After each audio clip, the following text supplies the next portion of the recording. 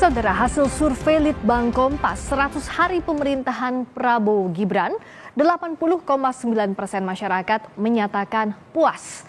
Salah satu bidang yang mendapatkan tingkat kepuasan tinggi adalah bidang politik dan keamanan. Kita lihat hasil survei Litbang Kompas, tingkat kepuasan masyarakat di bidang politik dan keamanan mencapai 85,8%.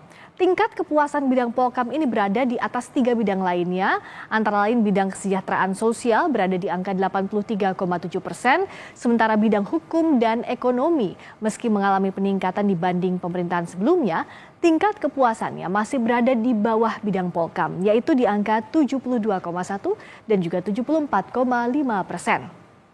Dan angka kepuasan publik di bidang Polkam terhadap pemerintahan Prabowo Gibran ini mencapai 85,8%. Kalau kita lihat angkanya, ini lebih tinggi sedikit dibanding kepuasan publik di bidang Polkam terhadap pemerintahan Joko Widodo dan Ma'ruf Amin pada akhir Juni lalu yang berada di angka 85,5%. Jika dibandingkan dengan tingkat kepuasan di 100 hari pertama pemerintahan Jokowi Ma'ruf, apa yang diraih oleh Prabowo Gibran ini jauh melampaui. Di awal pemerintahan Jokowi Ma'ruf, tingkat kepuasan publik di bidang Polkam hanya 67,2%. Dan apa saja pertanyaannya indikator yang membuat masyarakat puas dengan kinerja pemerintah di bidang Polkam?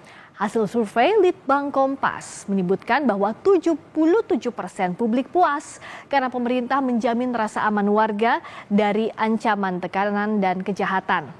72,5% publik puas dengan penanganan konflik antar kelompok dan gerakan separatis. 88,6% puas karena pemerintah membangun sikap dan menghargai perbedaan. Lalu berikutnya, soal kawal pemerintah, 83,4% publik puas karena menilai pemerintah membuka kesempatan untuk mengontrol dan mengawal jalannya pemerintahan. Sedangkan publik yang menilai pemerintah menjamin warga bebas berpendapat, angkanya mencapai 83,7%. Survei Litbang Kompas juga mengungkap penilaian publik terhadap menteri-menteri dan kepala badan di bidang politik keamanan. Dari survei Litbang Kompas ternyata tingkat pengenalan publik terhadap menteri bidang Polkam masih kurang. Menteri Dalam Negeri Tito Karnavian menjadi menteri yang paling dikenal publik. 56% menyatakan sering mendengar atau pernah mendengar nama Tito Karnavian, di antara nama menteri dan juga kepala badan bidang Polkam. Jaksa Agung ST Burhanuddin menjadi pejabat yang tidak dikenal publik. Di antara publik yang mengenal pejabat kementerian dan kepala lembaga bidang Polkam, sebagian besar memberikan kesan baik atau memberikan penilaian baik. Menkom Digi Mutia Hafid mendapatkan penilaian baik tertinggi di angka 95,1%, 10,4% memberikan penilaian sangat baik dan 84,7% memberikan nilai baik. Sedangkan Jaksa Agung ST Burhanuddin menjabat bidang Polkam yang mendapat penilaian baik paling rendah di angka 84%, 6,4% memberi nilai sangat baik dan 77,6% menilai baik. Survei Litbang Kompas menyatakan masyarakat puas dengan kinerja pemerintahan Prabowo Gibran di bidang politik dan keamanan. Istana menyatakan hasil survei sejalan dengan sikap Presiden Prabowo yang selalu menekankan persatuan masyarakat dan selalu mengajak semua pihak untuk bekerja sama membangun Indonesia. Presiden berulang kali, tidak hanya dalam satu kali kesempatan ya, yang berusaha ditekankan adalah perasaan persatuan. Bahwa apapun posisi politik kita sebelum pemilihan misalnya, dan kemudian sekarang pemerintahan baru sudah berjalan dengan legitimate, memenangkan pemilu presiden, dan juga koalisi sudah terbentuk, perwakilan masyarakat di DPR sudah terbentuk, maka sekarang saatnya bekerja bersama-sama. Ini menjadi semestinya menjadi modal yang baik bagi seluruh mungkin anggota kabinet, kementerian dan lembaga, aparatur negara baik dari pusat maupun daerah. Dan tentu saja ini menjadi peringatan juga bahwa masyarakat memperhatikan kinerja kementerian dan lembaga. Kita ulas hasil survei Litbang Kompas 100 hari pemerintahan Prabowo Gibran bidang politik keamanan bersama peneliti Litbang Kompas Toto Suryaning Tias, juru bicara kantor komunikasi kepresidenan Ujang Komarudin, dan juga pegiat hukum dan demokrasi serta pengajar Jentera Institut Bivitri Susanti. Selamat malam Kang Ujang, Mas Toto, juga Mbak Bivitri. Selamat malam. Selamat Mbak malam. Priska. Assalamualaikum. Waalaikumsalam. Terima kasih sudah hadir. Saya ke Mas Toto dulu. Ini kan 85,8% kepuasan di bidang politik dan keamanan tinggi. Nah, bagaimana membedah ini? Bagaimana membacanya? Pertama-tama konsolidasi politik rupanya berhasil dilakukan oleh pemerintah. Jadi angka yang tinggi itu pertama tadi sebetulnya merupakan lanjutan ya, keberlanjutan dari komitmen pemerintah Prabowo Gibran untuk melanjutkan program-program pembangunan yang dilaksanakan oleh pemerintah sebelumnya. Ya. Sehingga itu kelihatan, di dalam survei kami di bulan September itu sudah kelihatan 3/4 bagian responden itu sudah menyatakan kepuasannya dan persetujuan bahwa jika program-program pembangunan dilanjutkan, maka itu akan menjadi sesuatu yang baik bagi pemerintahan ini. Jadi kalau dilihat dari proporsi angkanya saja, ya, sebenarnya sudah dekat gitu. Jadi 75% lalu menjadi sekarang naik sampai dengan 80% secara keseluruhan, atau kalau untuk politik itu 85%.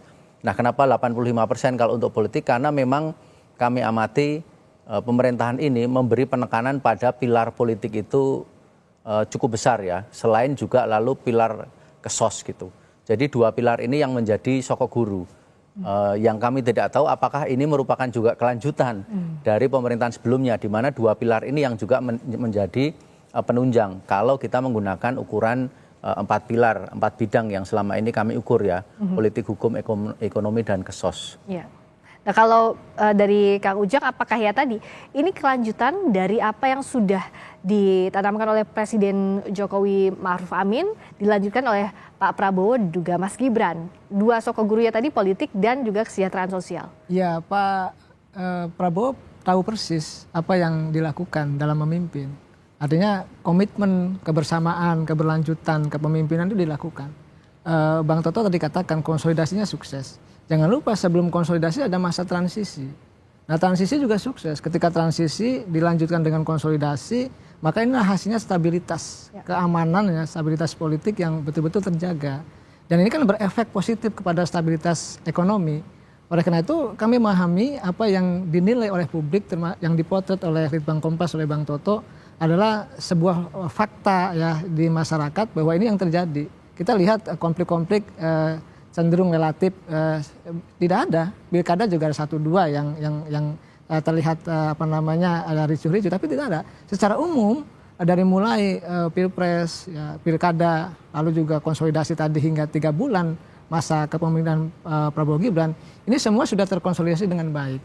Dan Pak Prabowo selalu mengatakan, mengajak ya semua komponen bangsa termasuk partai politik untuk bersatu, bergotong royong membangun bangsa.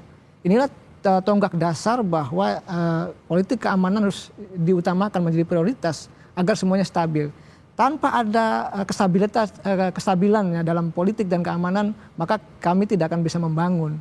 Oleh karena itu apa yang dipotret oleh Litbang Kompas menjadi sebuah kenyataan bahwa inilah kondisi Indonesia yang aman, yang stabil, sehingga ketika investor mau datang pun sangat welcome, sangat terbuka. Dan dalam konteks itu kami bersyukur ya apa yang menjadi potret dari publik, bahwa kami sudah bekerja dengan baik, sudah bekerja maksimal, maka rewardnya, hasilnya adalah kepuasan yang begitu tinggi, khususnya di bidang Polkam ini. Ya. Dan kami juga tentu ada tantangan-tantangan yang dihadapi kan. Kami ini baru bekerja kurang lebih 3 bulan, artinya kalau skala 60 bulan ke depan dalam 5 tahun itu ada 57 bulan lagi, di mana kerja kami harus lebih keras lagi, harus lebih mendukung kebijakan yang lebih berpihak kepada rakyat. Ya. Itu yang kami pegang begitu. Karena ekspektasinya tinggi, juga kerjanya harus makin keras lagi untuk pemerintah. Kalau Mbak Bivitri, ini kan tinggi angka kepuasan di bidang politik keamanan, ada transisi konsolidasi yang sudah berlangsung dengan baik. Nah, tapi sebenarnya apa yang, kalau harapannya tinggi, berarti yang diinginkan masyarakat untuk dikerjakan pemerintah pun tinggi di bidang politik dan keamanan, Mbak Bivitri? Ya, jadi pertama kita harus ingat dulu ya bahwa ini adalah survei persepsi publik. Bahkan bukan survei dari pendapat ahli ya, misalnya Rule of Law Index itu survei pendapat ahli. Ini adalah survei persepsi publik yang bahkan ada sampel populasinya ya. Saya udah baca tuh sekilas 38 provinsi betul segala macam. Tapi artinya kita masih membacanya bahwa survei persepsi itu kebenarannya sebenarnya bukan kebenaran faktual, tapi itu adalah suatu kuantifikasi matematika dari pendapat publik secara umum yang kemudian ada sampelnya. Artinya kemudian kita harus membacanya dengan kritis bahwa misalnya ada persepsi, namanya persepsi ya, dia akan pertama-tama dicitrakan oleh sebuah cara-cara berkomunikasi dari penguasa, dan sebenarnya ada satu penjelasan yang menarik sekali yang namanya populisme. Nah, ini juga sudah banyak yang menulis, misalnya Aspinall 2015, Metzner 2015, bahkan di harian Kompas tadi saya sempat search ya, karena saya tertarik dengan isu populisme dalam demokrasi ini. Di harian Kompas saja 2024 2 orang yang sudah menulis soal itu. Yang intinya adalah yang saya maksud dengan populisme, memang ada strategi yang dengan sengaja didesain oleh pemerintahan-pemerintahan di banyak negara di dunia, termasuk Donald Trump yang baru dilantik, untuk seakan-akan dekat dan melayani masyarakat. Tapi sebenarnya dia tidak melakukan reformasi atau perbaikan-perbaikan yang dibutuhkan untuk menghasilkan demokrasi yang substantif. Nah, jadi misalnya kalau dikatakan, wah nggak ada lagi tuh persepsi orang itu ya yang disurvei, nggak ada lagi tekanan berpendapat, misalnya bebas berpendapat. Nanti dulu, karena nyatanya kita punya kasus Septia yang hari Kamis besok ya hari Rabu akan ada putusannya karena dia speak up soal kondisi perburuhan yang dialami. Kemudian ada lagi beberapa lagi doxingnya teman-teman ICW waktu kasus OCCRP itu juga mesti dibaca. Tapi kan tidak semua publik, apalagi yang 1.000 orang disurvei, paham isu-isu seperti itu. Itu yang saya katakan survei persepsi itu tidak menunjukkan fakta, bukan kebenaran faktual, tapi menangkap apa yang dipikirkan orang yang disurvei pada saat itu saja. Oke, nah menarik kalau kita bedah satu persatu karena indikator yang membuat masyarakat puas dengan kinerja pemerintah di bidang Polkam ini juga kan sudah dipotret oleh Litbang Kompas. Yang pertama misalnya 88,6% puas karena pemerintah membangun sikap dan menghargai perbedaan. Nah ini seperti apa Mas Toto untuk indikator yang ini? Sikap menghargai perbedaan itu sebetulnya kita tanyakan secara apa adanya, pertanyaannya memang semacam itu, dan yang menjadi concern kami adalah indikator ini atau subindikator ini paling tinggi. Jadi capainya 88% itu paling tinggi, dan rupanya ini yang menjadi semacam penanda bahwa jika pilar politik itu ingin aman, itu salah satu ukuran yang paling rawan adalah pada titik itu, kemampuan untuk menerima perbedaan. Karena seperti yang kita tahu, kalau kemampuan di masyarakat untuk menerima perbedaan itu ada, lalu dia akan berkembang menjadi hal yang lain, yaitu kemampuan untuk meminimalkan konflik sosial. Jadi kita sekarang bisa melihat selama 3 bulan terakhir kan memang relatif minim konflik sosial.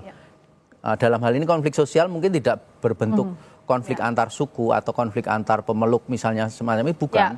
Tetapi misalnya demonstrasi yang massal, itu pun bisa mendegradasi penilaian positif publik. Karena kita misalnya kita flashback kepada awal pemerintahan Jokowi periode pertama, itu banyak demonstrasi tentang pada waktu itu tentang kisruh cicak buaya jilid 2 ketika ada nama Pak Budi Gunawan yang mau dicalonkan presiden untuk menjadi Kapolri pada saat itu. Kemudian juga ada demonstrasi pada waktu itu karena bulan November-Desember itu dinaikkan harga premium dan solar waktu itu. Banyak demo juga. Kebijakan populis di situ ya Mas? Demikian juga di periode awal Jokowi di periode kedua itu juga banyak demonstrasi juga karena di situ ada revisi Undang-Undang KPK.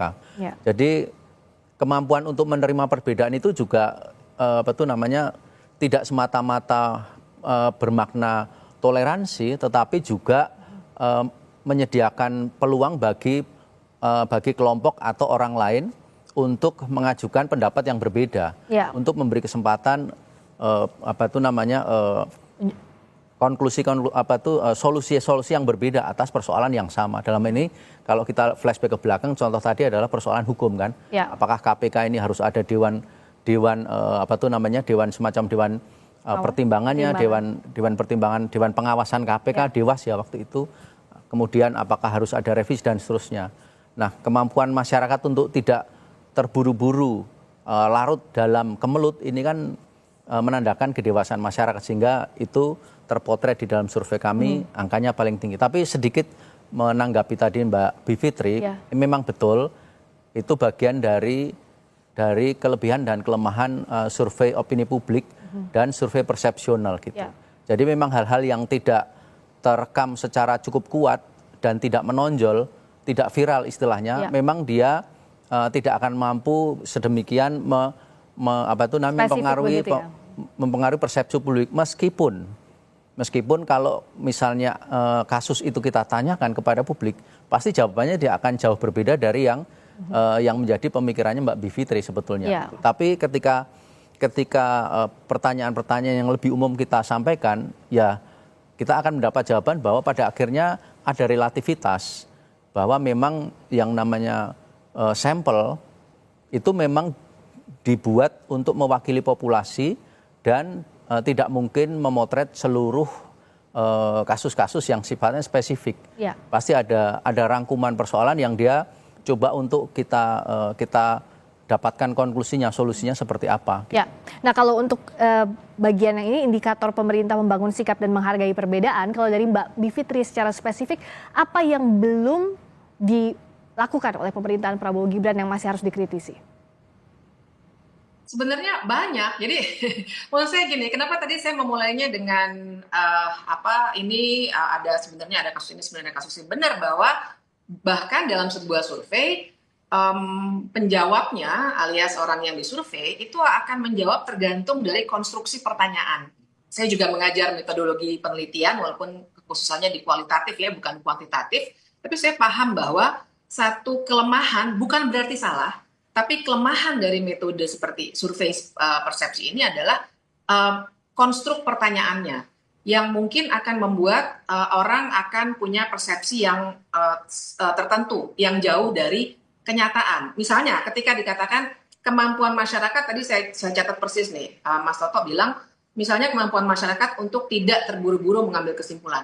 Jangan lupa itu juga akan sangat dipengaruhi misalnya oleh para pendengung. Nah misalnya itu ya, karena kita juga paham pendengung itu juga sangat aktif.